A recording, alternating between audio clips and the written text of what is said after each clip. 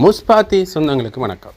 இந்த காணொலியில் எதை பற்றி பார்க்க போகிறோம்னா, இந்த ராஜபக்சர்கள் இந்த ஆட்சியை மீள கைப்பற்றதற்காகத்தான் இந்த ஈஸ்டர் குண்டு தாக்குதல் நடைபெற்றது என்று சபை முதல்வர் பிமல் ரத்நாயக் அவர்கள் தெரிவித்திருக்கிறார்.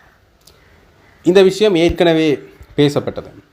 அசாத் மௌலானா அவர்கள் இது தொடர்பாக சில ஊகங்களையும் சொல்லியிருந்தார். ஆகவே அந்த வகையில் பார்க்கின்ற பொழுது இந்த பிமல் ரத்நாயக் அவர்கள் சொன்ன இந்த விஷயம் ஒரு பரபரப்பினைகளை ஏற்படுத்தி இருக்கின்றது. அவர் என்ன விஷயத்தை சொல்லியிருக்காருன்னு பார்த்தீங்கன்னா, ராஜபக்சர்கள் ஆட்சியை மீள கைப்பற்றி கொள்ளும் நோக்கில் ஈஸ்டர் தாக்குதல் சூழ்ச்சியை முன்னெடுத்தனர். கடந்த 2015ஆம் ஆண்டில் ராஜபக்சர்கள் தேர்தலில் தோல்வியை தழுவியதன் பின்னர் மீண்டும் ஆட்சியை கைப்பற்றிக் கொள்வதற்கான சூழ்நிலையை உருவாக்க பல முயற்சிகளை மேற்கொண்டதாக அவர் தெரிவித்திருக்கிறார். ஒரு பக்கம் மைத்திரி ரணிலுக்கிடையில் முரண்பாட்டை ஏற்படுத்தியதுடன் மறுபக்கம் இனவாத அடிப்படையிலான செயற்பாடுகள் முன்னெடுக்கப்பட்டதாகவும் தெரிவித்திருக்கின்றார். முஸ்லீம் விரோத சிங்கள இனவாத அமைப்புகளை திட்டமிட்ட அடிப்படையில் ராஜபக்சர்கள் உருவாக்கியதாக அவர் குற்றம் சாட்டியிருக்கின்றார். சமூகத்தில் இனவாத கருத்து திணிப்புகள் மேற்கொள்ளப்பட்டதாகவும் இதன் கட்டமாக இந்த உயிர்த்த ஞாயிறு தாக்குதல் சாரிகள் நடத்தியதென்று கூறுகின்றனர். இருந்தாலும் இந்த உயிர்த்த ஞாயிறு தற்கொலை குண்டு தாக்குதல் சூழ்ச்சி திட்டத்தை உருவாக்கியது ராஜபக்சர்கள் தான் என்ற விஷயத்தை அவர் சொல்லியிருக்கிறார். தேசிய மக்கள் சக்திக்கு கடந்த ஆண்டில் கிடைக்கப்பெற்ற மக்களாணையை போன்றதொரு மக்களாணை மைத்திரி அரசாங்கத்துக்கு கிடைக்கப்பெற்றது என அவர் தெரிவிச்சிருக்கிறார். இதனால் ராஜபக்சர்களினால் மீண்டும் அரசியல் மேடைகளில் ஏற முடியாத சூழ்நிலை உருவானதாகவும் அதனை முறியடிக்கும் நோக்கில் இனவாத அரசியல் மேற்கொள்ளப்பட்டதென்றும் அவர் தெரிவித்திருக்கின்றார். புலனாய்வு பிரிவினூடாக இனவாத சிங்கள மற்றும் இனவாத முஸ்லீம் அமைப்புகளை ராஜபக்சர்கள் உருவாக்கி அதனை பராமரித்தனர் என்றும் அவர் தெரிவித்திருக்கின்றார். ஆகவே இது தொடர்பாக பார்க்கின்ற பொழுது இந்த விமர்சனம் மேலவே முன்வைக்கப்பட்ட ஒரு விமர்சனமாகத்தான் கருதப்படுகின்றது. அதாவது மீண்டும் இந்த ராஜபக்சர்கள் சம்பந்தமான விடயங்களை பேசுகின்ற பொழுது அதில் உயிர்த்த ஞாயிறு தாக்குதலும் பேர் பிள்ளையான் சம்பந்தமான விஷயங்கள் பேசுகின்ற பொழுதும் இந்த பிள்ளையான் முதல் யாருக்கு வேலை செஞ்சார் என்று பார்த்தா ராஜபக்சர்களுக்கு தான் வேலை செய்திருக்கிறார். ஆகவே ராஜபக்சர்கள பெயர் மீண்டும் இந்த பிள்ளையான் தொடர்பான விடயத்திலேயும் உயிர்த்த ஞாயிறு தொடர்பான விடயத்திலேயும் முன்வைக்கப்பட்டு கொண்டே இருக்கின்றது. அதற்கு பிறகு ஆட்சியை கைப்பற்றின பிறகு கூட இது தொடர்பான சரியான விசாரணை அறிக்கைகளை முன்வைத்தார்கள் என்றால் இல்லை. அந்த விசாரணை அறிக்கைகள் கூட மக்களால் ஏற்றுக்கொள்ளப்படாத ஒரு விசாரணை அறிக்கையாகவும் அதுவும் பொது வழியில் முன்வைக்கப்படாதாகவும் இருந்தது. பிறர் ரணில் விக்ரமசிங்கே வந்து கூட முன்வைத்த விசாரணை அறிக்கைகளில் மக்களுக்கு ஒரு திருப்தி ஏற்படுத்தப்படவில்லை. ஆகவே இந்த அரசாங்கம் இது தொடர்பான விசாரணைகளை முன்னெடுத்திருக்கின்றது. தொடர்ந்து பார்க்கலாம் இந்த அரசாங்கத்தின் மேலே எந்த அளவுக்கு கத்தோலிக்க திருச்சபை மற்றும் பொதுமக்கள் மத்தியில் ஒரு நன்மதிப்பு ஒன்று வருகின்றது என்பதை. அடுத்தாக இன்னொரு முக்கியமான விஷயத்தையும் நாங்கள் பார்க்கணும். என்ன விஷயம் தொடர்பாகண்டா இந்த விடுதலை புலிகள் என்ற ஆயுதங்கள் சம்பந்தமான ஒரு விஷயம். ஏலவே இந்த விடுதலை புலிகள் என்ற ஆயுதங்கள் வன்னி பிரதேசத்தில் இருக்கின்றது என்கின்ற சொல்லி அது சம்பந்தமான அகழ்வு பணிகளும் நடைபெறும். ஆனால் இருந்தாலும் கூட அதில் ஒரு முன்னேற்றகரமான விஷயங்கள் மேற்கொள்ளப்படுறதில்லை. அகழ்ந்தா பிறகு திருப்பி மூடிவிட்டு வருவார்கள். இல்லை ஒரு சில தடயங்கள் மட்டும் கைப்பற்றப்படும். அந்த வகையில் இந்த புதுக்குடியிருப்பு மந்துவில் பகுதியில் விடுதலை புலிகள் என்ற ஆயுதங்களை தேடி அகழ்வு பணியை புதுக்குடியிருப்பு போலீசார் முன்னெடுத்திருக்கின்றார்கள். முல்லைத்தீவு புதுக்குடியிருப்பு பிரதேசத்துக்கு உட்பட்ட மந்துவில் பகுதியில் விடுதலை புலிகளின் ஆயுதங்கள் இருப்பதாக சந்தேகிக்கப்படும் தனியார் காணி ஒன்றில் பதுங்கு குழிக்குள் இருக்கலாம் என்ற சந்தேகத்தில் குறித்த அகழ்வு பணியை நேற்றைய தினம், அதாவது 9ஆம் தேதி 7ஆம் மாதம் 2025ஆம் ஆண்டு முன்னெடுத்திருக்கின்றார்கள். சம்பவ இடத்தின முல்லைத்தீவு நீதவான் பார்வையிட்டதன் பின்னரே அகழ்வு பணிகள் ஆரம்பிக்கப்பட இருக்கின்றது. இந்நிலையில் போலீசார் பாதுகாப்பு கடமையில் ஈடுபட்டுள்ளனர். விடுதலை புலிகளினால் குறித்த தனியாரின் காணி 2 ஏக்கர் வரையிலான காணி விடுதலை புலிகள் முகாமாக காணப்பட்டிருக்கின்றது. இந்த காலகட்டத்தில் விடுதலை புலிகளின் தலைவர் மற்றும் தளபதிகள் உள்ளிட்டவர்கள் சந்திப்புகளை மேற்கொள்வதற்காக பெரிய அளவில் நிலக்கீழ் பதுங்கு குழி ஒன்று அமைக்கப்பட்டிருக்கின்றது. 2009ஆம் ஆண்டு போரிற்கு பின்னர் அந்த காணியில் கண்ணிவெடி அகற்றும் இராணுவத்தினர் நிலை கொண்டுள்ளார்கள். போரின் குண்டு தாக்குதலால் பதுங்கு குழியின் வாயில்கள் மூடப்பட்ட நிலையில் காணப்பட்டுள்ளதால் அதனை மக்கள் பொருட்படுத்தவில்லை. இந்த நிலையில் நிலத்தின் கீழ் சுமார் 20 அடி ஆழத்தில் இந்த நிலக்கீழ் பங்கர் அமைக்கப்பட்டுள்ளது. இந்த நிலக்கீழ் பங்கரில் விடுதலை புலிகளின் தங்கமோ அல்லது ஆயுதங்களோ புதைக்கப்பட்டிருக்கலாம் என நம்பி சிலர் வீட்டின் உரிமையாளர்களுக்கு தெரியாமல் தோண்டும் நடவடிக்கையினை முன்னெடுத்துள்ளமை வீட்டின் உரிமையாளர்களுக்கு தெரிய வந்துள்ளது. இந்நிலையில் புதுக்குடியிருப்பு போலீசார் குறித்த பகுதியினை பார்வையிட்டுள்ளார்கள். இதன்போது பாரிய அளவிலான பங்கர் காணப்படுகின்றமை புலனாகி உள்ளது. முல்லைத்தீவு மாவட்ட நீதிமன்றத்தில் இது தொடர்பிலான வழக்கு தொடரப்பட்டு குறித்த பங்கரினை தோண்டும் நடவடிக்கைக்காக கிராம சேவையாளர் உள்ளிட்ட அதிகாரிகள் சம்பவ இடத்திற்கு அழைக்கப்பட்டுள்ள நிலையில் குறித்த பகுதி கனரக இயந்திரம் கொண்டு துப்புரவு பணிகள் முன்னெடுக்கப்பட்டுள்ளன. நிலக்கீழ் பகுதியில் நீர் நிரம்பி காணப்படுவதால் அதனையும் வெளியேற்றும் நடவடிக்கையும் இன்று முன்னெடுக்கப்பட்டுள்ளது. புதுக்குடியிருப்பு போலீஸ் நிலைய பொறுப்பதிகாரி MBR ஹேரத் தலைமையிலான போலீசார் நீதிமன்றில் வழக்கு தாக்கல் செய்ததற்கு அமைய புதுக்குடியிருப்பு போலீசார் கிளிநொச்சி குண்டு செயலக்கும் பிரிவினர், விசேட அதிரடிப்படையினர், தடயவியல் போலீசார் இணைந்து குழியினுள் இருக்கும் நீரினை அகற்றும் பணி இடம்பெற்றதுடன் புதுக்குடியிருப்பு பிரதேசபை JCB இயந்திரமும் வரவழைக்கப்பட்டுள்ளது. சம்பவ இடத்திற்கு சென்ற முல்லைத்தீவு மாவட்ட நீதிமன்ற நீதிபதி பிரதீபன் குறித்த பகுதிகளை சென்று பார்வையிட்டுள்ளதுடன் தொடர்ந்தும் நாளை அகழ்வு பணிகளை முன்னெடுக்க போலீசாருக்கு பணித்துள்ளார். ஆகவே இது தொடர்பாக பார்க்கின்ற பொழுது இது வளமையாகவே நடைபெறுகின்ற ஒரு செயற்பாடு தான். இந்த விடுதலை புலிகள் அமைப்பினருடைய தங்கங்களோ அல்லது வெடிகுண்டுகளோ இருக்கும் என்கின்ற ஒரு ஊகத்தின் அடிப்படையில் தோண்டப்படுவதும் பின்னர் அதில் எந்த ஒரு பொருட்களும் கண்டுபிடிக்கப்படாததும் வளமையாக அறிந்த விடயம்தான். இல்லாவிட்டால் ஒரு சில தடயங்கள் மட்டும் சில இடங்களில் கண்டுபிடிக்கப்படும். பார்க்கலாம் இவர்கள் இப்போ அகழ்கிற பணிகளில் என்ன முன்னேற்றங்கள் இடம்பெறப் போகின்றது என்பதை.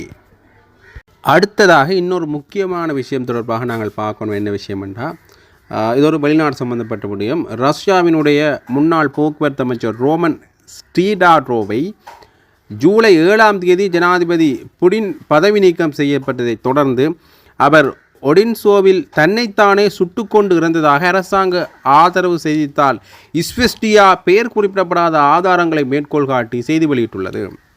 உக்ரைனிய ட்ரோன் தாக்குதல்களின் பாதுகாப்பு அச்சுறுத்தல் காரணமாக ஜூலை 5, 6ஆம் தேதிகளில் முக்கிய ரஷ்ய விமான நிலையங்களில் கிட்டத்தட்ட 500 விமானங்கள் தரையிறக்கப்பட்டதை அடுத்து ஸ்டீடாரோவின் பதவி நீக்கம் ஏற்பட்டது. மறுநாள் லெனின்கிராட் ஒப்லாஸ்டில் உள்ள ஒஸ்ட்லூகா துறைமுகத்தில் ஈகோ விசாட் டேங்கரில் ஏற்பட்ட வெடிப்பு அமோனியா கசிவை தூண்டியது. இது ரஷ்யாவின் போக்குவரத்து துறையை மேலும் நெருக்கடிக்குள்ளாக்கியது. மே 2024 போக்குவரத்து அமைச்சராக நியமிக்கப்படுவதற்கு முன்பு ரஷ்யாவின் குர்ஸ்க் ஒப்லாஸ்டில் ஆளுநராக பணியாற்றினார். ரஷ்ய ஊடகங்களின்படி ஸ்டாலோவிட் உடல் மாஸ்கோவிற்கு அருகில் கண்டெடுக்கப்பட்டது. தற்கொலை ஒரு சாத்தியமான குற்றவியல் வழக்குடன் தொடர்புடையதாக இருக்கலாம் என்று முதற்கட்ட கண்டுபிடிப்புகள் தெரிவிக்கின்றன. 2023ஆம் ஆண்டு உளவுத்துறை அமைச்சகத்திடமிருந்து பெற்ற துப்பாக்கியை பயன்படுத்தி முன்னாள் அமைச்சர் தன்னைத்தானே சுட்டுக் கொண்டதாக ஊடகங்கள் தெரிவிக்கின்றன. ஊடக அறிக்கைகளின்படி முன்னர் ஸ்டாடோவின் துணைத் தலைவராக பணியாற்றிய முன்னாள் குர்ஸ்க் ஒப்சாட் அதிகாரி அலெக்சி ஸ்மிர்னோவ் ஸ்டாடோவை மீது குற்றம் சாட்டியதாக சாட்சியம் அளித்தார். எல்லைப் பகுதியில் தற்பாதுகாப்பு கட்டமைப்புகளை நிர்மாணிக்கும் போது 1 பில்லியன் ரூபில், அதாவது 12 மில்லியனுக்கும் அதிகமான டாலர்கள் மோசடி செய்ததாக சந்தேகத்தின் பேரில் ஸ்மிர்னோவ் முன்னதாக கைது செய்யப்பட்டார். குர்ஸ்க் ஒப்சாட்டில் அரசு நிதியை பெருமளவில் திருடியது தொடர்பான விசாரணை தற்போது நடந்து வருகின்றது. ஸ்டாடோவின் முன்னாள் பிரதிநிதிகள் பலர் சந்தேகத்தின் கீழ் உள்ளனர். இதில் தற்காலிக ஆளுநராக பணியாற்றிய ஸ்மிர்னோவ் உட்பட ரஷ்யாவின் புலனாய்வு குழுவை மேற்கோள் காட்டி அரசு கட்டுப்பாட்டில் உள்ள RIA நோவெஸ்டி ஸ்டாடோவின் உடல் அவரது தனிப்பட்ட வாகனத்திற்குள் துப்பாக்கி சூட்டு காயத்துடன் கண்டுபிடிக்கப்பட்டதாக தெரிவிக்கப்பட்டுள்ளது. சரியான சூழ்நிலைகளை கண்டறிய ரஷ்யாவின் முதன்மை புலனாய்வு இயக்குநரகத்தின் புலனாய்வு குழுக்கள் சம்பவ இடத்தில் பணியாற்றி வருவதாக கூறப்படுகின்றது. பரிசீலனையில் உள்ள முதன்மை கோட்பாடு தற்கொலை. மரணத்தின் நேரம் தெளிவாக தெரியவில்லை. மாநில டுமா பாதுகாப்பு குழுவின் தலைவரான அண்ட்ரி கதர்ஃபோல்ட் RTVIக்கு மரணத்தை உறுதிப்படுத்தினார். மேலும் விவரிக்காமல் அது சிறிது காலத்திற்கு முன்பு நிகழ்ந்தது என்று மட்டுமே கூறினார். ஆகவே இவருடைய ஒரு மரணம் ஒரு சர்ச்சை அல்லது ஒரு மர்மத்தை ஏற்படுத்தும் விடயமாகவே காணப்படுகின்றது. அடுத்ததாக இன்னொரு முக்கியமான விஷயத்தை நாங்கள் பார்க்கணும் என்று பார்த்தீங்கன்னா, இந்த ஈஸ்டர் தாக்குதலில் JVPயினர் ஈஸ்டர் தாக்குதலுக்கு நிதியளித்தார்கள் என்கின்ற ஒரு தகவல் ஒன்று வெளியில் வந்திருக்கு. அது தொடர்பான செய்தியாக தான் இது இருக்க போது. இந்த 2015ஆம் ஆண்டில் JVP தேசிய பட்டியலில் இருந்த இப்ராஹிமே ஈஸ்டர் ஞாயிறு தாக்குதலில் ஈடுபட்ட தீவிரவாதிகளுக்கு நிதியளித்ததாக மொட்டு கட்சியின் நாடாளுமன்ற உறுப்பினர் டி.வி. சானக தெரிவித்திருக்கின்றார். நாடாளுமன்றத்தின் நேற்றைய அமர்வில் கலந்து கொண்டு உரையாற்றும் போதே அவர் இந்த விஷயத்தை தெரிவித்திருக்கின்றார். ஈஸ்டர் தாக்குதல் தொடர்பான விசாரணையை கையாளும் 2 அதிகாரிகளும் தாக்குதல் நடக்க முன்னர் அந்த 90 அறிவிப்புகளை புறக்கணித்தவர்களாவர். முன்னாள் ஜனாதிபதி மைத்திரிபால சிறிசேனவால் நியமிக்கப்பட்ட ஆணையம் இந்த 2 அதிகாரிகள் மீதும் நடவடிக்கை எடுக்க பரிந்துரைத்துள்ளது. தற்போது பொது பாதுகாப்பு அமைச்சின் செயலாளராகவும் உளவுத்துறை தலைவராகவும் இருக்கும் இந்த 2 அதிகாரிகளில் ஒருவர் பெலவத்தையில் உள்ள ஜேவிபி தலைமையகத்துக்குள் நுழைந்து பத்திரிகையாளர் சந்திப்புகளையும் நடத்தினார் என அவர் தெரிவித்திருக்கிறார். ஆகவே இந்த ஈஸ்டர் குண்டு தாக்குதல் சம்பந்தமான பல விஷயங்கள் வழியாக கொண்டிருக்கின்ற இந்த சூழ்நிலையில் இந்த ஈஸ்டர் தாக்குதல்களில் ஜேவிபியினரையும் சம்பந்தப்படுத்தி இப்போ பேசுகிறது மக்கள் மத்தியில் ஒரு பரபரப்பை ஏற்படுத்தி இருக்கின்றது. இது சம்பந்தமாக ஜேவிபியினர் சார்பில் எந்த ஒரு விளக்கமும் அளிக்கப்படவில்லை. தொடர்ந்து பார்க்கலாம் இதற்கு ஜேவிபியினர் எந்த முறையில் பதிலளிக்க போகின்றார்கள் என்பதை. அடுத்தாக இன்னொரு முக்கியமான விஷயத்தை நான் பார்க்கணும். என்ன விஷயம் என்று பார்த்தீங்கன்னா, இந்த ட்ரம்பால் இந்த தேசிய மக்கள் சக்தி அரசாங்கத்துக்கு ஒரு சிக்கல் நிலைமை ஏற்பட்டிருக்கு. என்னென்னு பார்த்தீங்கன்னா, அமெரிக்காவுக்கான ஏற்றுமதிகளுக்கு குறைந்த வரிகளை விதிக்க இலங்கை தவறியதற்கு பலவீனமான மற்றும் சுயநல பேச்சுவார்த்தைகளே காரணம் என்று எதிர்க்கட்சியில் சயித் பிரேமதாச குற்றம் சாட்டியிருக்கின்றார். இலங்கை பொருட்களுக்கு நேற்று விதிக்கப்பட்ட 30% அமெரிக்க வரி தொடர்பில் குறிப்பிட்டுள்ள அவர், இலங்கை ஏற்றுமதிகள் மீது 30% அமெரிக்க வரி விதிப்பது என்பது மோசமான பேச்சுவார்த்தைக்கு நாம் கொடுக்கும் விலை. எங்கள் தன் முனைப்பு ஒவ்வொரு கூட்டாளி நாட்டையும் ஒவ்வொரு நிபுணர் கைகளையும் பெறுவதை தடுத்து இப்போது கிட்டத்தட்ட 3 பில்லியன் அமெரிக்க டாலர் பெறுமதிகள் சமநிலையில் உள்ளன என்ற விஷயத்தையும் அவர் தெரிவித்திருக்கிறார். சிக்கலான நிஜ உலக பேச்சுவார்த்தைகளுக்கு பாடப்புத்தக நிபுணர்களை நம்பியிருப்பது சிறந்ததில்லை என்பதற்கு இது ஒரு சிறந்த உதாரணம் என்றும் அவர் குறிப்பிட்டிருக்கிறார். ஏப்ரல் மாதத்தில் 44% இருந்த அதிகரித்த கட்டணங்களின் தாக்கம் குறித்து ஏற்றுமதியாளர்கள் மற்றும் வர்த்தக அமைப்புகளிடையே அதிகரித்து வரும் கவலைகளுக்கு மத்தியில் சயித் பிரேமதாசவிடமிருந்து வந்த இந்த கருத்து அவர்கள் மத்தியில் ஒரு பிரபல்யமாக அல்லது ஒரு பேசப்படுகின்ற விஷயமாக மாறியிருக்கிறது ஒரு குறிப்பிடத்தக்க விடயமாக இருக்கின்றது. இந்த சயித் பிரேமதாஸ் தான் இந்த வரிகள் தொடர்பான அறிவிப்பு வந்த உடனேயே இது தொடர்பான விமர்சனத்தை முன்வைத்தவர். ஆகவே இந்த வரிகள் சம்பந்தமான விஷயம் இன்னும் பேச்சுவார்த்தையிலே இருக்குது. தொடர்ந்து பார்க்கலாம் இந்த கட்ட நடவடிக்கைகள் இது தொடர்பாக முன்வைக்கப்படுகின்றது என்பதை. அடுத்ததாக இன்னொரு முக்கியமான விஷயத்தை நாங்கள் இந்த விடைய பிறப்பில் பார்க்கணும் என்று பார்த்தீங்கன்னா, அண்மையில் மட்டக்களப்பில் உள்ள தமிழ் மக்கள் விடுதலை புலிகள் கட்சி அலுவலகத்தில் வைத்து சிவனேசத்துறை சந்திரகாந்தன் அவர்கள் கைது செய்யப்பட்டிருந்தார். இது எல்லாருக்கும் தெரிஞ்ச விஷயம். இந்த நிலையில் கடந்த சில தினங்களுக்கு முன்னர் சிவனேசத்துறை சந்திரகாந்தனின் நெருங்கிய சக ஒருவரையும் சிஐடியினர் கைது செய்திருந்தார்கள். அந்த கைதின் பின்னர் பிள்ளையாரிடம் மேற்கொள்ளப்பட்ட விசாரணைகளின் அடிப்படையில் பலர் விசாரணைக்கு அழைக்கப்பட்டதுடன் வெவ்வேறு சம்பவங்கள் தொடர்பான அதிர்ச்சி தகவல்களும் வெளியாக இருக்கின்றன. இந்நிலையில் தற்போது உயிர்த்த ஞாயிறு தொடர்பில் விசாரணைகள் நகர்வுகள் தீவிரமடைந்திருக்கின்றன. 2019ஆம் ஆண்டு இடம்பெற்ற உயிர்த்த ஞாயிறு தாக்குதலை முன்னாள் கிழக்கு மாகாண ஆளுநர் சிவனேசத்துறை சந்திரகாந்தன் தாக்குதல் இடம்பெறுவதற்கு முன்னரே அறிந்திருந்தமே விசாரணைகளில் உறுதி செய்யப்பட்டுள்ளதாக பொது பாதுகாப்பு அமைச்சர் ஆனந்த விஜயபால அவர்கள் குறிப்பிட்டிருந்தது எல்லாருக்குமே தெரிஞ்ச விஷயம். அந்த வகையில் இது தொடர்பில் அறியப்படாத சில தவறுகளையும் பிள்ளையாரிடம் மேற்கொள்ளப்பட்டு வரும் நடவடிக்கை தொடர்பாகவும் பல விஷயங்கள் ஆய்வு செய்யப்பட்டு வருகின்றது. அந்த வகையில் அசாத் மௌலானாவை இங்கே வரவழைச்சு பிள்ளையான் தொடர்பான சில விஷயங்களை விசாரிக்கிறதுக்கான நடவடிக்கைகள் எடுக்கப்பட்டிருக்கின்றது. அசாத் மௌலானா விடயம் எந்த அளவில் இன்னும் இருக்குன்னு தெரியலை. இது தொடர்பாக சாணக்கியன் அவர்கள் பேசுகின்ற பொழுது ஒரு முக்கியமான விஷயத்தை சொல்லியிருந்தார். பார்த்தீங்கன்னா, இந்த அசாத் மௌலானா சம்பந்தமான கைது தொடர்பாக இங்கே பேசப்படுகின்றது. ஆனால் ஏன் இது தாமதிக்கப்படுகின்றது?